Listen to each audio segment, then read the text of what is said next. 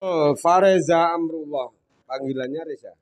Mas Reza, ini ada 3 pertanyaan Mas Reza. Berapa lama Nabi Muhammad dakwah secara sembunyi-sembunyi di Makkah? Yang kedua, apa sebutan bagi orang pertama kali yang masuk Islam? Ya, sebutannya apa? Pertama kali masuk Islam. Berapa kali Nabi Muhammad hijrah ke Habsyi itu ada berapa kali? Nah, ini Mas Reza dijawab secara berurutan. Silakan. Assalamualaikum warahmatullahi wabarakatuh. Waalaikumsalam. Perkenalkan, nama saya Muhammad Al-Farza Amrullah, akan menjawab pertanyaan dari Pak Ali. Pertanyaan pertama yaitu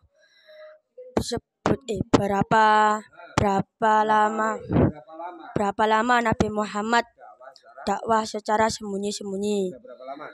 Yaitu ada 3 tahun. 3 tahun. Okay. Terus strategi dakwah itu ada berapa? Strategi dakwah itu ada 2. Yaitu yang satu dengan cara sembunyi-sembunyi, yang kedua terbuka. Oke, baik. Terus lanjut. Pertanyaan yang kedua, apa sebutan bagi orang yang pertama kali masuk Islam?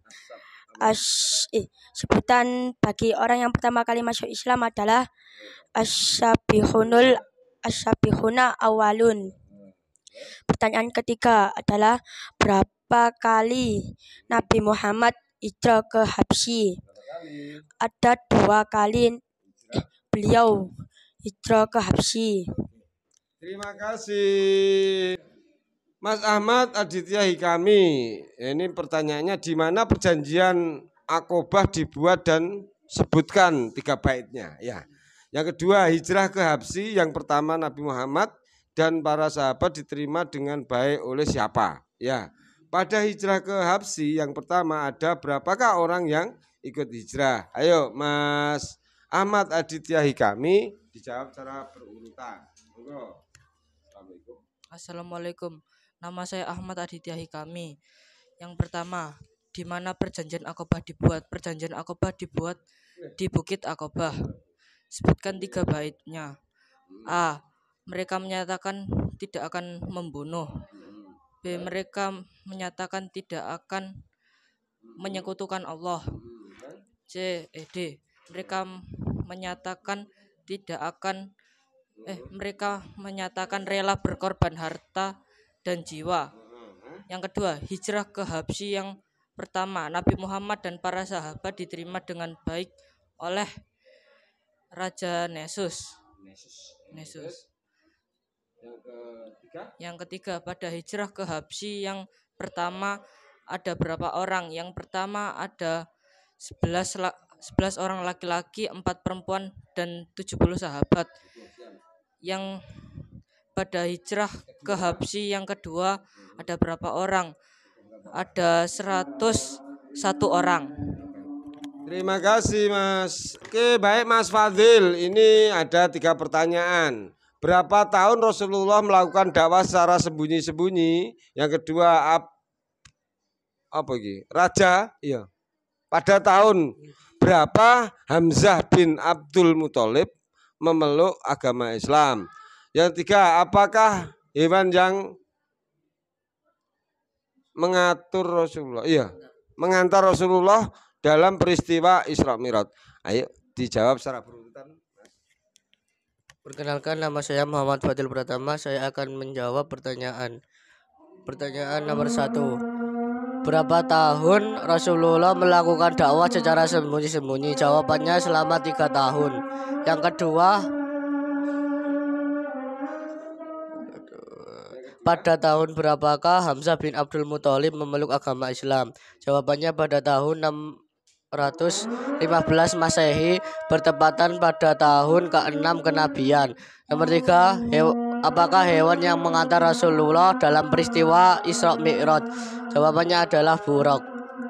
Assalamualaikum warahmatullahi wabarakatuh. Oke Mas Rifko. Oke. Apa keadaan masyarakat Arab sebelum kelahiran Islam? Yang kedua, apa misi dakwah Nabi Muhammad SAW? Misinya itu apa? Apa saja sifat-sifat mulia Nabi Muhammad SAW? Dijelaskan secara berurutan. Perkenalkan, nama saya Rifko Fadil Taufikur Rahman dari kelas 7F. Yang pertama, apa keadaan masyarakat Jazirah Arab sebelum kelahiran Islam? Apa misi dakwah Nabi Muhammad? Apa misi menyebarkan agama Islam? Apa saja sifat-sifat mulia Nabi Muhammad? Siddiq, amanah, tabligh, fatonah. Kalau fatonah itu apa?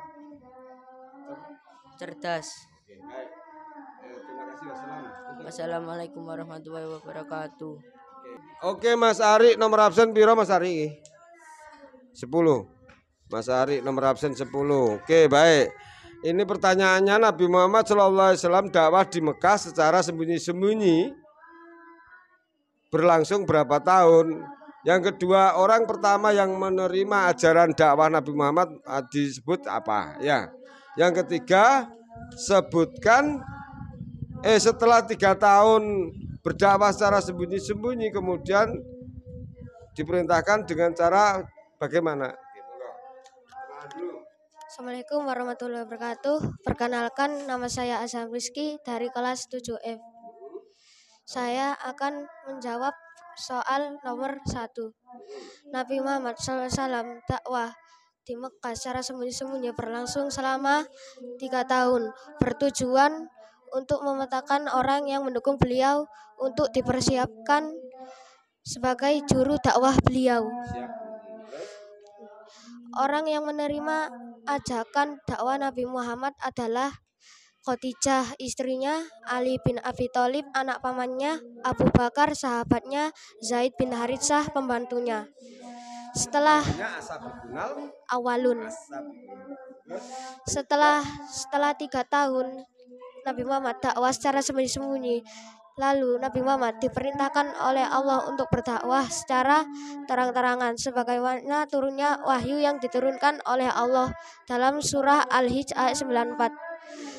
Fasda' bima ta'maru wa a'rid anil musyrikin.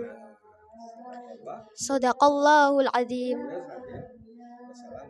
Wassalamualaikum warahmatullahi wabarakatuh. Oke, makasih.